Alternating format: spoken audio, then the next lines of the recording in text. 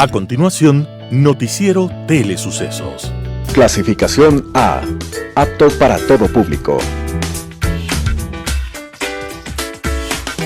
Un noticiero pensado para usted porque se lo merece. Nos acercamos a la realidad desde diferentes perspectivas. Noticiero Telesucesos. Primera parte del Noticiero Telesucesos con las noticias más importantes del día.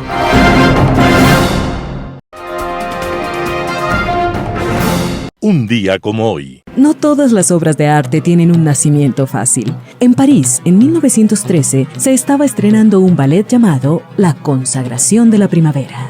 Era tan revolucionaria aquella música que cuando empezó la obra, muchos lanzaron aullidos y exigieron que se suspendiera. Mientras tanto, una dama encopetada le dio un bofetón a un caballero que rechiflaba aquel ballet. Entre el público había famosos músicos convocados por la obra. Por ejemplo, Camille Saint-Saëns y André Capoue gritaban que el compositor era un farsante.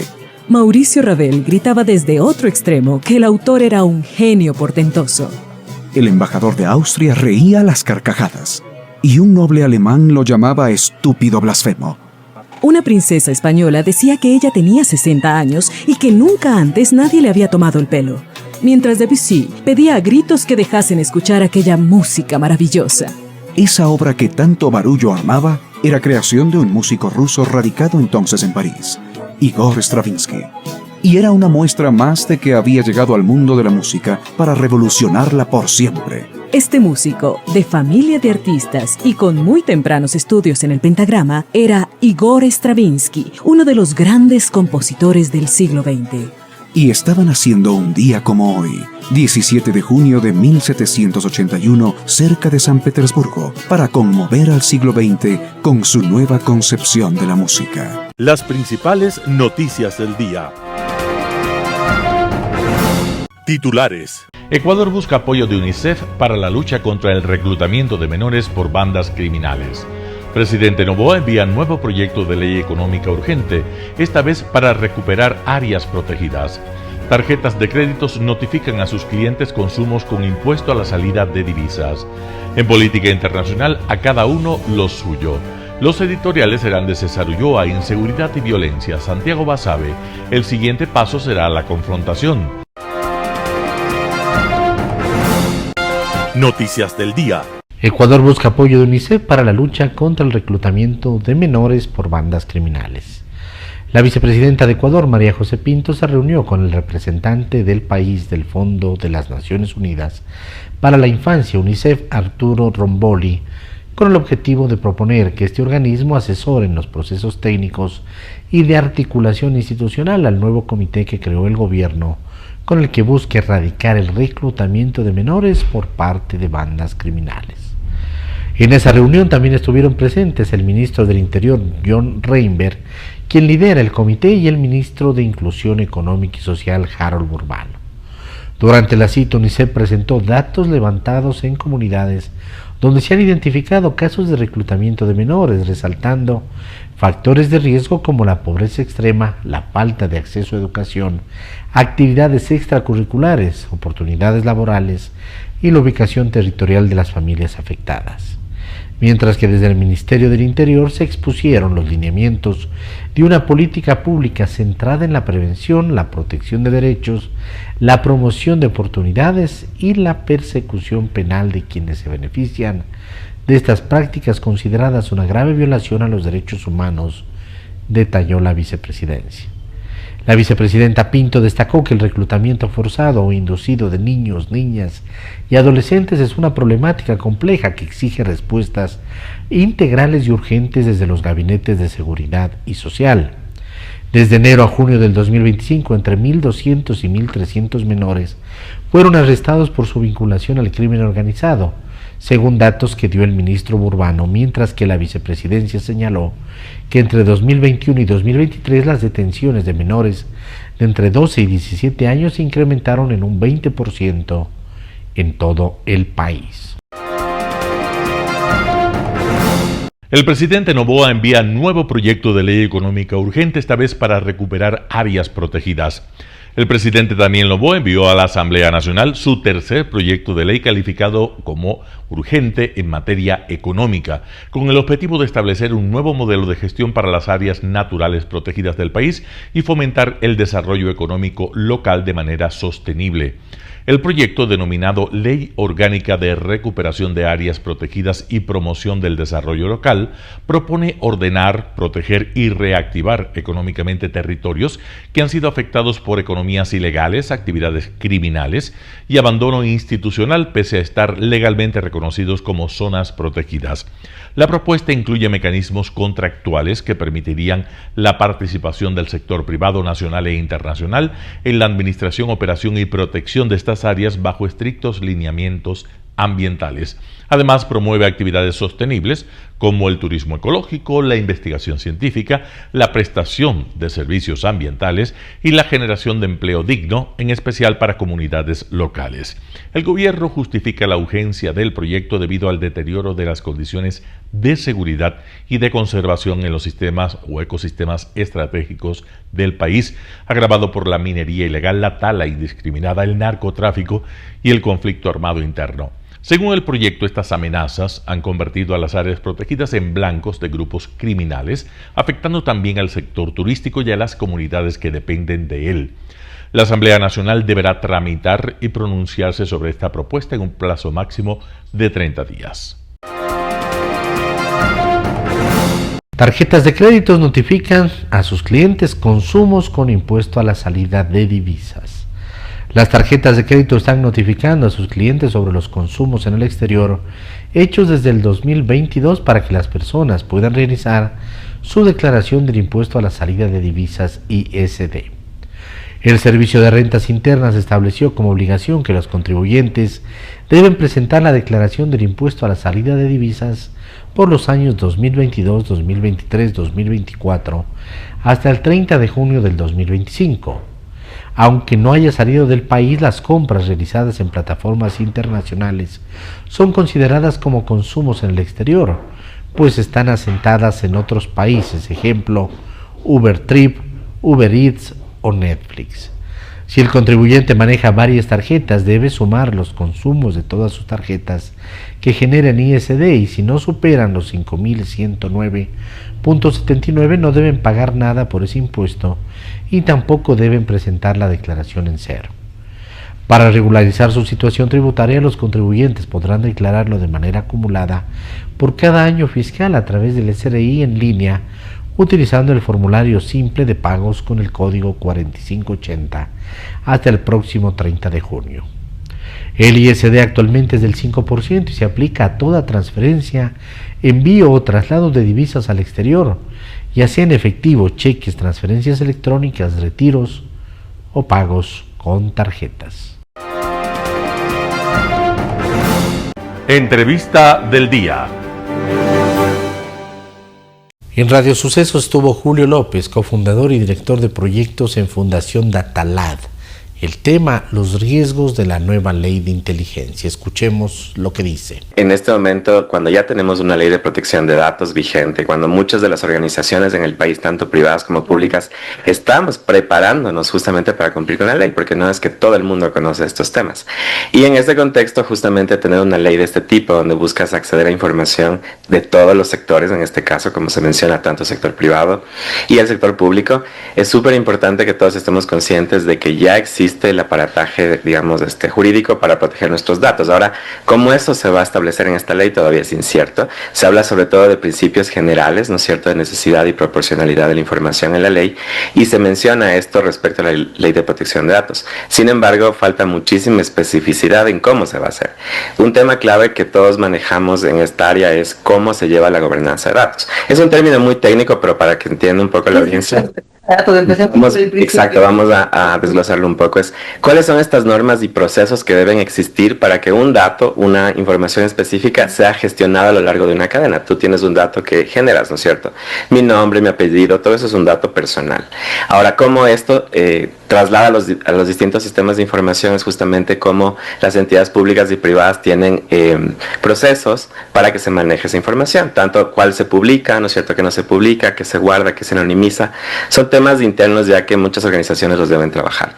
Pero sobre todo está un tema que es clave, que es cómo se usan los datos, ¿no es cierto? Claro. Y ahí es la importancia, ¿no? Hay usos públicos, todos usamos datos demográficos, datos del clima, cualquier tema al diario uno lo utiliza.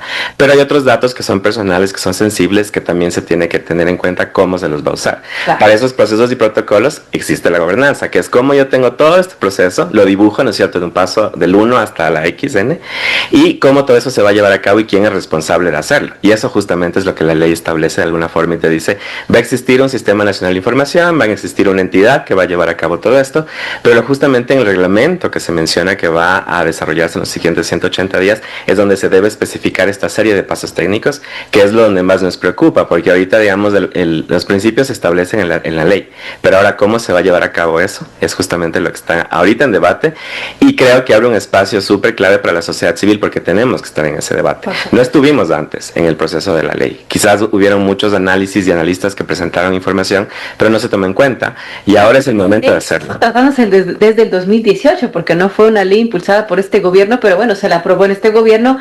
Mencionan ellos una herramienta para luchar contra este mal que tenemos y que le está sobrepasando, y es entendible, pero ahora, ¿en qué nivel se puede dar estas interceptaciones de comunicaciones, estos pedidos de información? Claro, entiendo que el fin es combatir el crimen organizado, pero ¿qué pasa si es que el fin también es político? Hay quienes tienen ese temor real y claro, tal y como está planteada la ley, es posible, ¿no?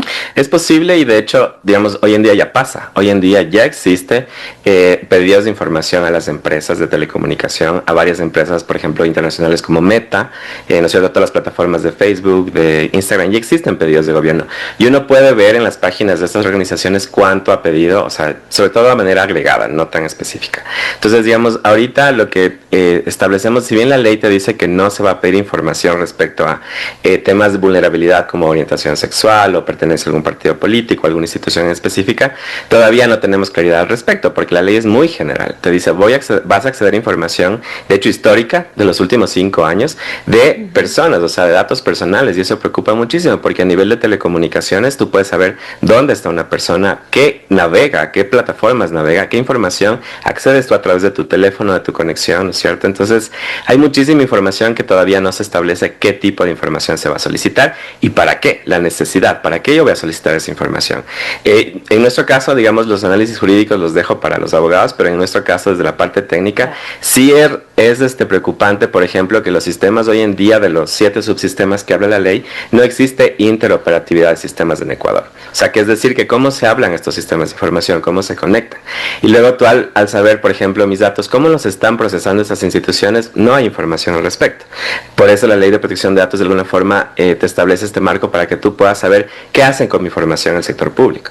Ahora, en este caso, como es un tema de inteligencia, la Ley de Protección de Datos excluye todos los temas de inteligencia. Sin embargo, sí es clave ahora entender para qué se va a pedir eso y cómo se va a registrar el pedido y el uso de esos datos. Porque la ley establece que obviamente esa información solo la puede auditar la Contraloría y la Asamblea Nacional. Ahora, ¿de qué transparencia hablamos cuando esa información puede también ser presentada a la ciudadanía en informes, en reportes, y decirte para qué se utilizó, en qué casos, en qué información, ¿no? O sea, se puede hacer ese tipo de análisis, pero todavía eso creo que es ahora justo el momento donde tenemos que debatir y tener bien en claro los alcances de esos pedidos de información. Elías Levy, periodista, estuvo en Radio Sucesos, habló de las consecuencias del ataque de Israel a Irán. Vamos con la nota. Bueno, la raíz del problema yo creo que nos podríamos remontar a 1979, cuando se produjo la revolución de los ayatolas en Irán, que echaron al Shah, y la política pues oficial de ese nuevo régimen consistía en cierta medida en destruir al Estado judío. Si nos echamos a los libros de historia, veremos que las relaciones entre Irán e Israel hasta ese momento eran notoriamente buenas, y que entre el Shah, Reza Pahlavi, de aquel momento, y Israel había una relación estrecha de colaboración. Siempre Israel e Irán han tenido una buena relación. Nos podemos remontar incluso hasta hace 2.000, 2.300 años, 2.500 años incluso, y bueno, pues la entrada de este régimen islamista fue lo que produjo ese cambio, esa transformación en las relaciones, y a partir de entonces pues ha sido una relación, como suelen llamar en Irán a Israel, el pequeño Satán. ¿Y quién es el gran Satán? Estados Unidos. Entonces, cuando en 1990 Israel descubre, en 1994 exactamente, descubre que Irán ha iniciado un programa nuclear y le suma esas amenazas de querer destruir Israel, pues bueno, se empieza ese ciclo que el viernes acabó detonando esta guerra. Ahora, según las versiones israelíes, se detectó que la proliferación, la acumulación de uranio que permite la fabricación de armas nucleares en Irán superaba el 60%, cuando lo permitido es 3%, casi 4%, y con un 90% tú ya puedes fabricar bombas nucleares. Es decir, buscar detener eso. Además se sabía que Irán estaba en la capacidad de producir, dice Israel, en los próximos días 15 bombas atómicas.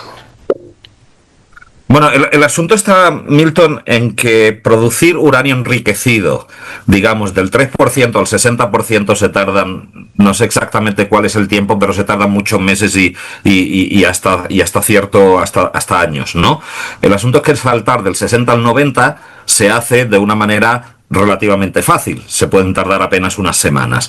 Básicamente lo que ha ocurrido es que, no sé si te acuerdas, la semana pasada hubo una advertencia del Organismo de Energía Atómica con sede en Viena, en la cual alertaban sobre todo lo que tú has estado mencionando, sobre esa acumulación de uranio enriquecido y sobre falta de transparencia. Esto es algo que ya conocemos de los últimos 15 años, en los cuales pues ha habido este juego del gato y el ratón, en el cual Irán pues ha tratado de ocultar siempre lo que tiene, la Organización de Energía Atómica ha tratado de descubrirlo, la comunidad internacional ha tratado de tender puentes, como no sé si os acordáis en 2015 con el acuerdo que alcanzó Obama, ha tratado de tender esos puentes para que se evite una guerra y no tener que entrar en todo tipo de procesos desagradables, pero claro, Israel no puede correr esos riesgos. Si básicamente lo que había descubierto Israel era que Irán había reactivado lo que se llama el grupo de trabajo militar.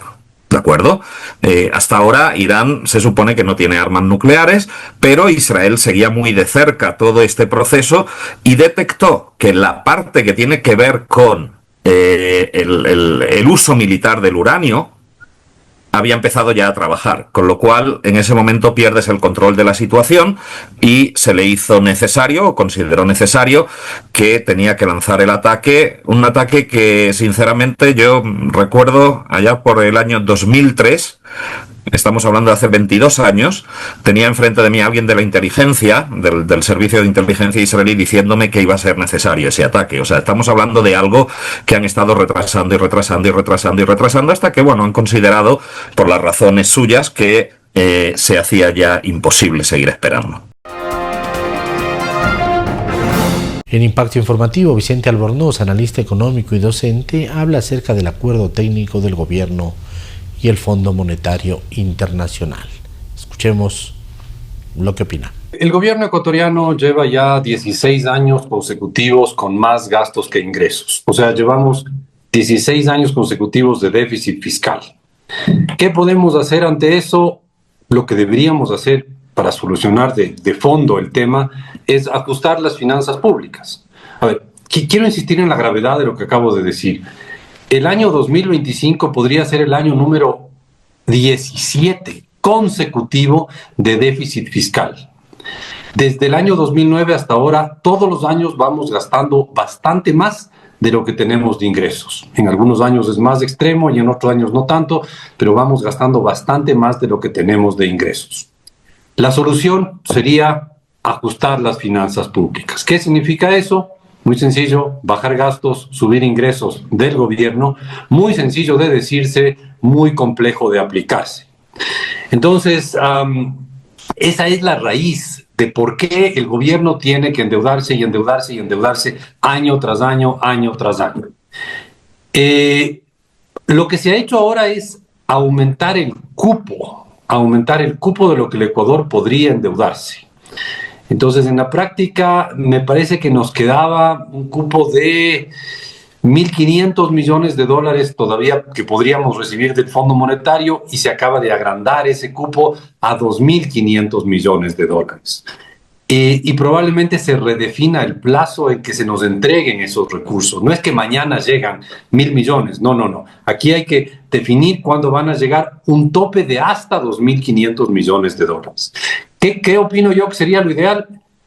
Lo ideal sería que el Ecuador se autofinancie, que el gobierno ecuatoriano no necesite rogarle préstamos a todo el mundo, pero ya que que tenemos un gobierno que gasta más de lo que tiene de ingresos, endeudarnos con el Fondo Monetario es la única salida para que el gobierno cumpla con sus obligaciones.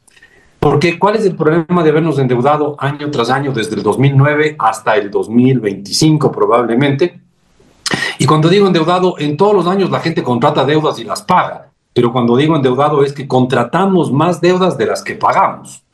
Entonces, el problema de habernos endeudado durante 16 años consecutivos es que hoy estamos sobreendeudados y nadie nos quiere prestar. Nadie nos quiere prestar. El único que nos presta es el Fondo Monetario y el Banco Mundial y el BID, porque tienen la obligación de hacerlo, pero no porque quieran hacerlo, no porque sean felices prestándonos plata. Nadie más nos presta. Entonces están bloqueados todos los mercados que podrían prestarnos plata, y le hemos dicho al Fondo Monetario: miren, señores, vamos a seguir poniendo en orden nuestras finanzas para poder volver a los mercados financieros internacionales hasta tanto sigan prestándonos plata, hasta que ajustemos nuestras finanzas y podamos volver a los mercados internacionales. Ese es un poco el contexto de lo que está pasando. O sea, este pedido de 1.000 millones podría bien ser asumido por el Fondo Monetario Internacional, es decir, podrían dar luz verde a este pedido, pero el déficit es de 3.000 millones de dólares, o va a ser de 3.000 millones de dólares. ¿Es correcta esa cifra?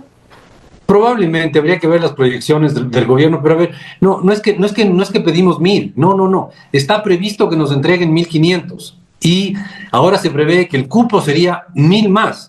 O sea, ahorita podrían entregarnos 2.500, esos 1.000 es 1.000 adicionales al cupo que estaba previsto que nos entreguen. No es que nos van a dar 1.000. Nos podrían dar hasta 2.500, dependiendo de cuándo nos entreguen. O sea, ahorita, de los 1.500 que estaba previsto entregarnos, nos dicen, bueno, vamos a darles hasta 2.500 y habrá que definir el calendario de entrega de esos recursos. Y eso no viene a pagar el déficit de este año, viene a ser una parte del déficit, a cubrir una parte del déficit de este año, y habría que hacer cálculos exactos. Asumo que ese dato del déficit de 3.500 suena sensato, aunque calcular el déficit en el presupuesto del Estado ecuatoriano, como es tan lleno de trucos y de sumas y restas un poco raras, no es tan automático, no es que hay un dato del déficit y se acabó. Bueno, pero crece el endeudamiento con el Fondo Monetario Nacional. Son más de 8.000 millones de dólares. A veces como que estos desembolsos le servirían al país para pagar su propia deuda con el fondo. Obvio. Cuando uno tiene déficit, el endeudamiento crece, obvio. Y eso ha sido de los últimos 16 años, todos los años. Ahora crece con el fondo porque solo el fondo nos presta. Esa es la única diferencia. O sea, todos los años ha crecido el endeudamiento. Todos los años. Desde el 2009 hasta acá, cada año debemos más. Ahorita nadie nos presta excepto el fondo. Entonces, oh sorpresa, la deuda que crece es la deuda con el fondo. Eso es un poco lo que está pasando. No es ninguna sorpresa. Nadie nos presta. Por eso crece la deuda con el fondo. Si es que alguien más nos prestara, sería otra la deuda que contratemos. El endeudamiento con el fondo ha crecido porque es la única alternativa que tenemos para conseguir financiamiento para un gobierno tremendamente desfinanciado. Un panorama de noticias para su estatura intelectual.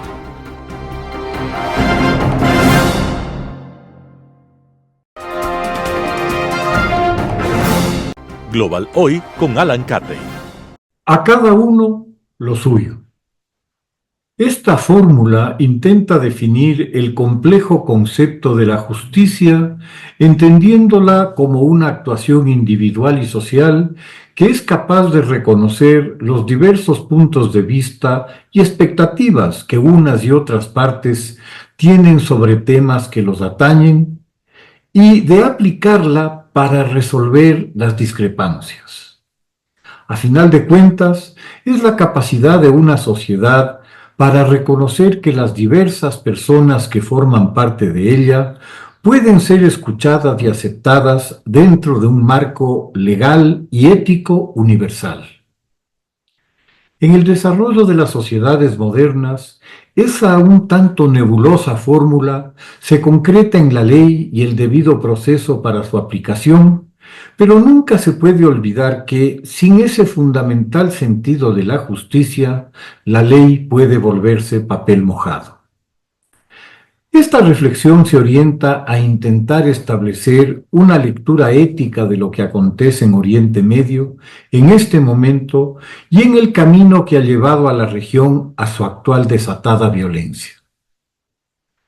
En el año 597 a.C., Jerusalén es conquistada por el rey babilonio Nabucodonosor II, quien se lleva como cautivos a buena parte de la nobleza judía junto a los sacerdotes más importantes. Durante 70 años, esta comunidad arrancada de su tierra desarrolla una fundamental tarea intelectual, recopilando las escrituras y dándoles una forma definitiva, junto a la creación de un espacio para su aprendizaje y su discusión, la sinagoga. Este doble paso libera a la población judía de una dependencia geográfica en la práctica de su fe y le confiere una capacidad única de resistencia que le resultará vital para sus diásporas futuras. En 539, el imperio aqueménida o persa conquista a su vez Babilonia, poniendo fin al reinado neobabilónico y permitiendo que los cautivos judíos puedan regresar a Jerusalén para reconstruir su templo.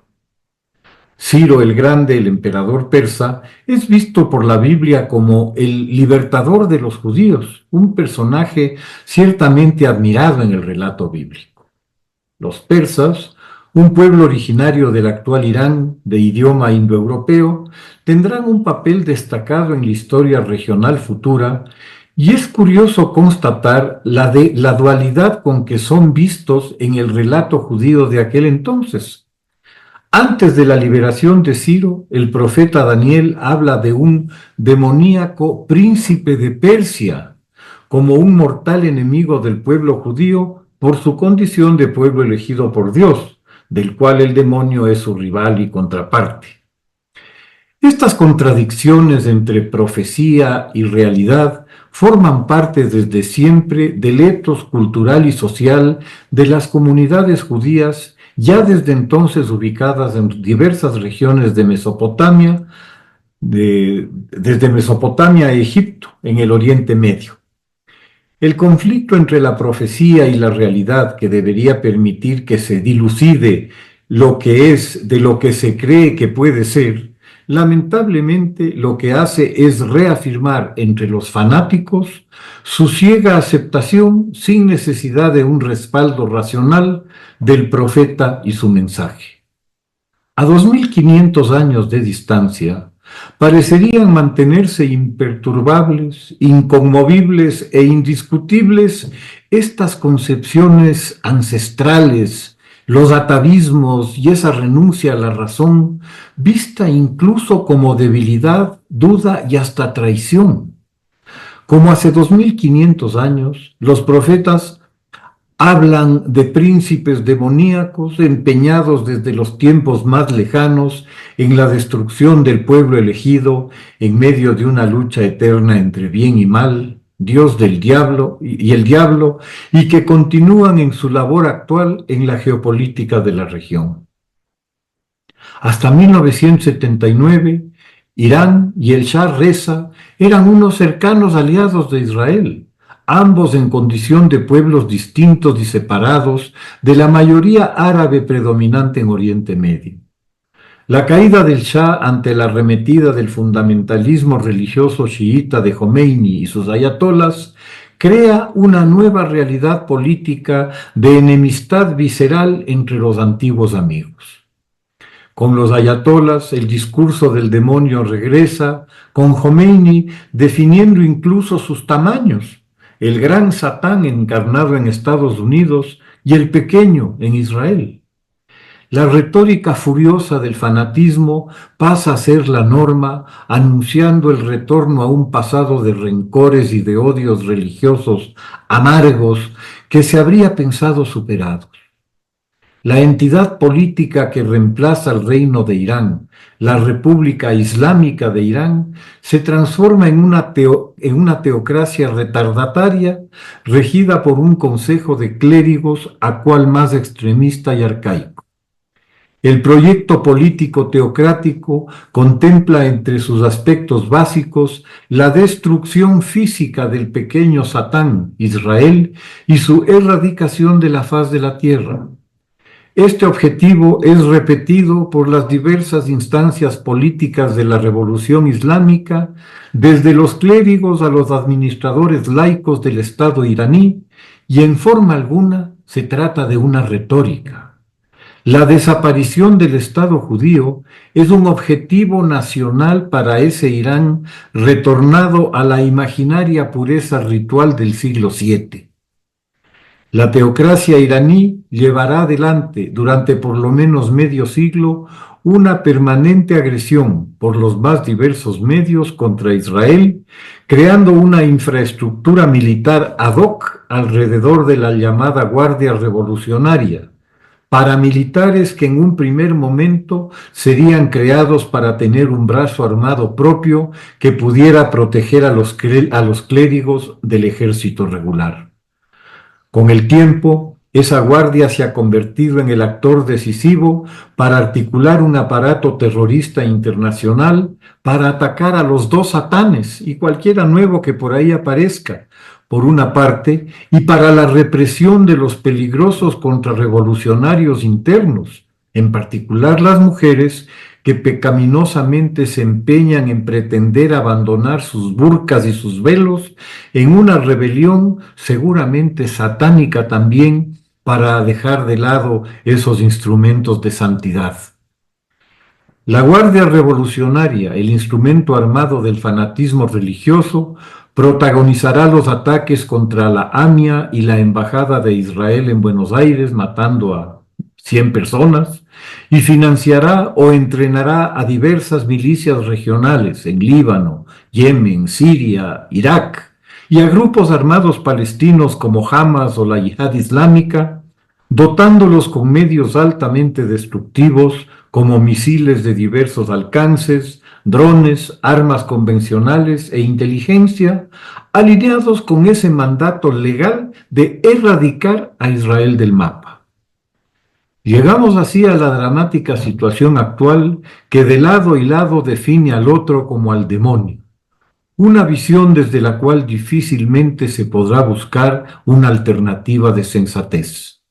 La deriva que Israel ha tenido internamente hacia el fundamentalismo nacionalista o religioso, convirtiendo a dos partidos de esas tendencias en los árbitros finales para la supervivencia del primer ministro, muestran cómo el entorno puede transformar a seres racionales o inteligentes en fanáticos radicalizados, carentes de cualquier empatía y capacidad de buscar algún espacio de diálogo. Empecé este comentario haciendo una reflexión sobre la justicia, sin la cual es ilusoria cualquier posibilidad de encontrarse y construir un futuro, y me referí a dos componentes esenciales para ella, la ética y la ley. En 1947, cuando se crea el Estado de Israel, se lo hace bajo un marco legal acordado en las nacientes Naciones Unidas, marco en el que también se establece la creación del Estado palestino, habida cuenta la milenaria presencia de una población nativa asentada en el denominado Mandato Británico de Palestina. Despojar a esos habitantes de sus casas y sus tierras, expulsarlos a campos de refugiados por generaciones, no es una alternativa ética, todo lo contrario. Cumplir el mandato legal y la obligación ética de la creación de un Estado palestino será la manera de buscar cerrar las heridas y resentimientos milenarios que desgarran Oriente Medio. La guerra nos acerca al abismo cada día. A cada uno lo suyo. Muchas gracias. Editorial. Inseguridad y violencia, artículo de César Ulloa publicado en Diario La Hora. La inseguridad y su correlato de violencia tiene múltiples causas. Su complejidad puede nublar y a veces enceguecer a los tomadores de decisión en todos los niveles, y no solo porque el crimen organizado incorpora nuevas tecnologías, cuenta con inteligencia e ingentes recursos, sino porque también mucho de lo que nos sucede pasa por la mala política interna.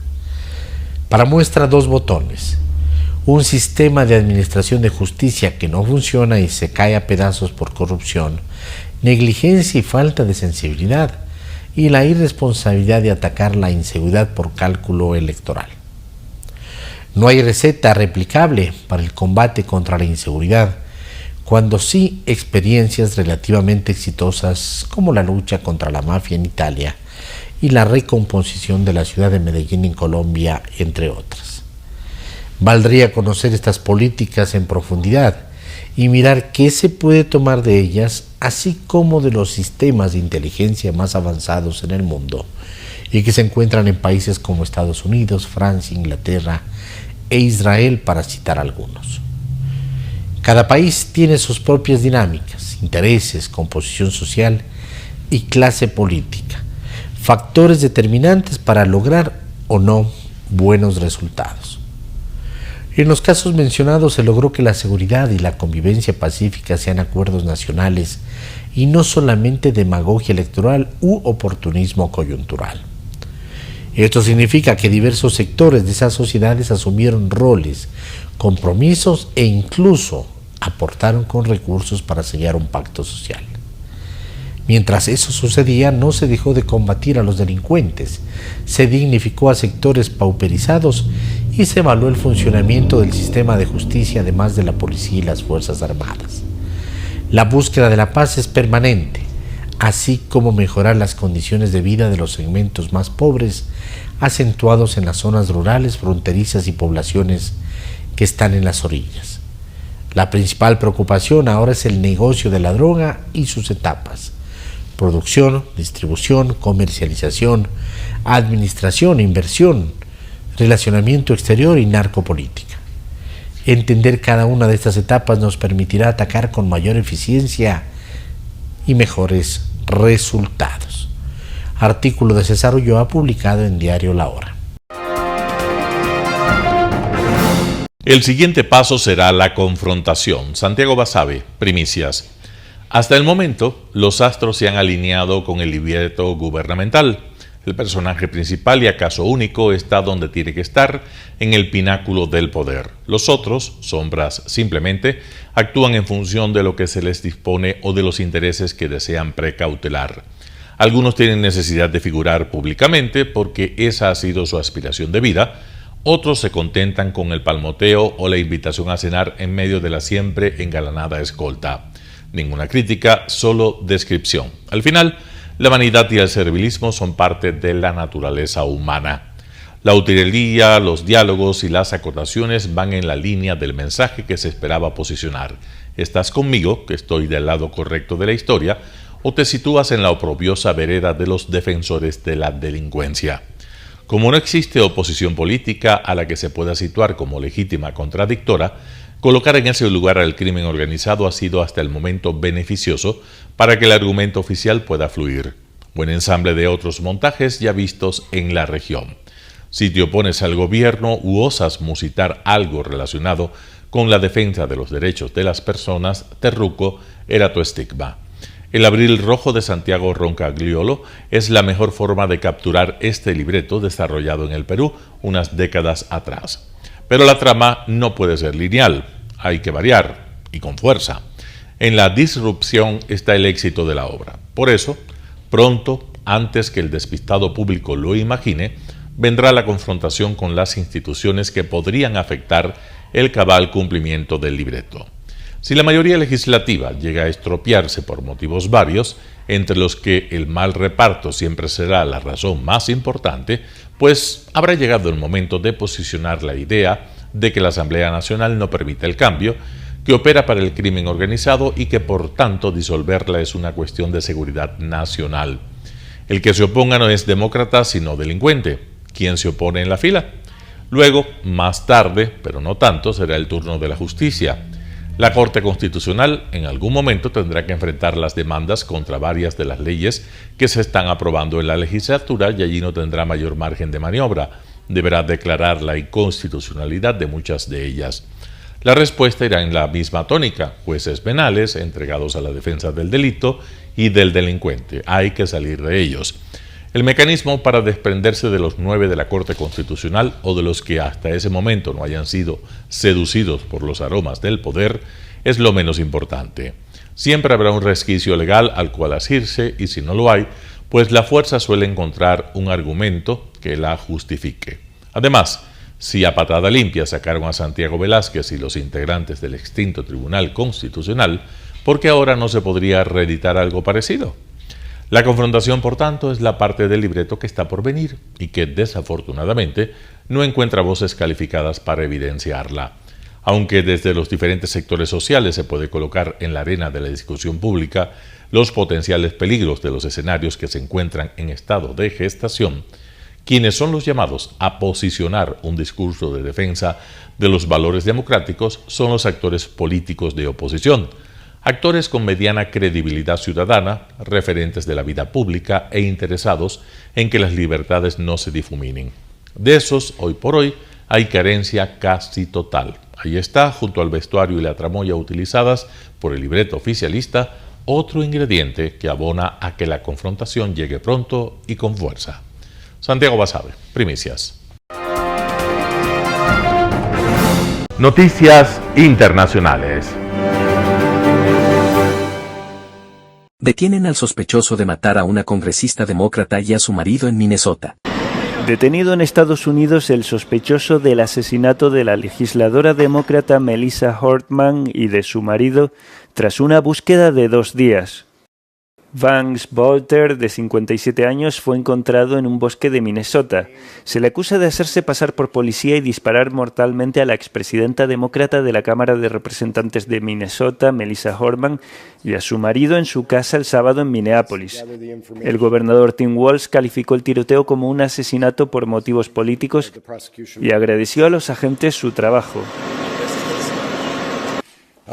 Spent Father's Day away from their families to deliver justice for Melissa and Mark Hortman and their children who spent this Father's Day alone. Las autoridades también acusan al hombre de disparar al senador John Hoffman y su esposa en su residencia en Minneapolis. Ambos resultaron heridos pero sobrevivieron. Los investigadores encontraron en el coche del sospechoso una lista de casi 70 nombres, en su mayoría de políticos demócratas o figuras vinculadas al derecho al aborto.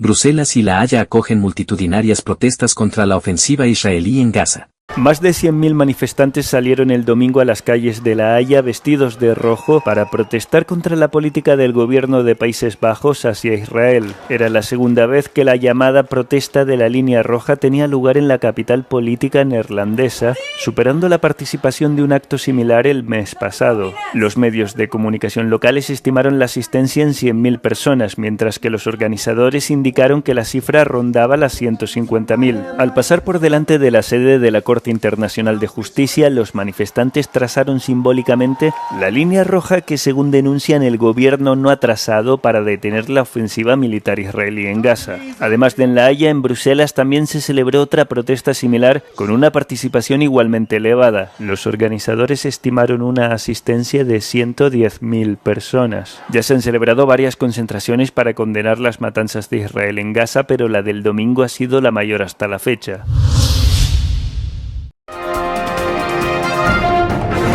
Mensaje de solidaridad y amistad. Emmanuel Macron visita Groenlandia. El presidente francés Emmanuel Macron ha aterrizado en Groenlandia este domingo en su primera visita a la isla semiautónoma danesa. Su viaje se considera una muestra de solidaridad europea con el estratégico territorio ártico que se enfrenta a las amenazas de anexión por parte del presidente de Estados Unidos, Donald Trump. La isla rica en minerales es parte de Dinamarca y desde 2009 tiene derecho a declarar su independencia. El presidente francés ha asegurado que es importante mostrar solidaridad con la soberanía y la integridad territorial de la isla. And I'm very happy to be here to understand all the problematics, but as well to convey a message of friendship and solidarity from France and the European Union to help this territory to face the different challenges, economic development, education, but as well the consequences of climate change. La visita de Macron se produce antes de la cumbre del G7 de la próxima semana, a la que asistirán tanto él como Trump. Este aún no ha descartado el uso de la fuerza para apoderarse del archipiélago ártico. Su vicepresidente, J.D. Vance, visitó una base militar estadounidense en marzo al norte del territorio.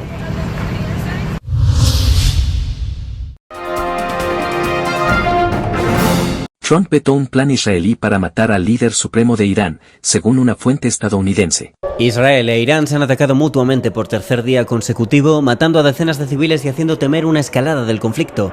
Se ha confirmado la muerte de al menos 14 personas en Israel, mientras que Teherán, por su parte, no ha facilitado el número total de víctimas, pero ha declarado que el viernes murieron 78 personas y que decenas más han fallecido desde entonces. A primera hora del día, por primera vez Irán lanzó un bombardeo diurno contra Israel. Al menos uno de los misiles lanzados el domingo por la noche alcanzó un edificio de la ciudad costera de Haifa, hiriendo a 4 personas, lo que elevaría a 15 el número de heridos en todo el país. Ya se ha comunicado a los israelíes que pueden abandonar sus refugios después de que el ataque con misiles causase varios heridos leves y daños tanto en el norte como en el sur del país mediterráneo.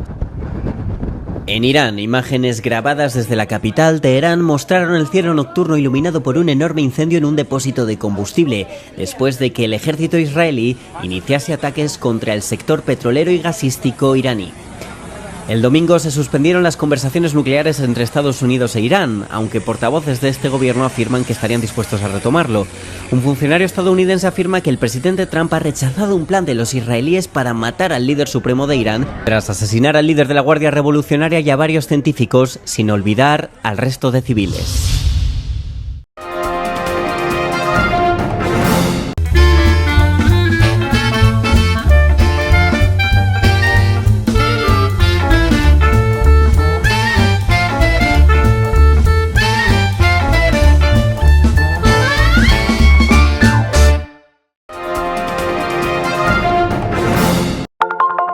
Telesucesos, Canal 29 UHF de la ciudad de Quito. Un canal de televisión abierta. Siempre inédito. Para una audiencia especial. Somos cultura, educación, salud, opinión calificada, normas de vida. Y todas las tardes, de lunes a viernes, desde nuestros estudios en Arena Telesucesos, escenario propio destinado a promover el deporte. En tiempo real. Usted y su familia, en su televisor, desde la comodidad de su hogar, disfrutarán de los partidos, eventos, campeonatos que realizamos diariamente de ecuavóley, básquet, box, lucha libre, cachascán, gimnasia, artes marciales, tenis de mesa, fútbol sala, transmisiones en vivo de los principales partidos de fútbol barrial y colegial. En fin, somos un canal inédito. Inéditos en el deporte, transmisiones de acción y conocimiento en el deporte, espacio diario conducido por el arquitecto David López todas las tardes, de lunes a viernes, de 4 a 5 de la tarde. Siempre inéditos y distintos, siempre jóvenes, personajes jóvenes de generaciones nuevas.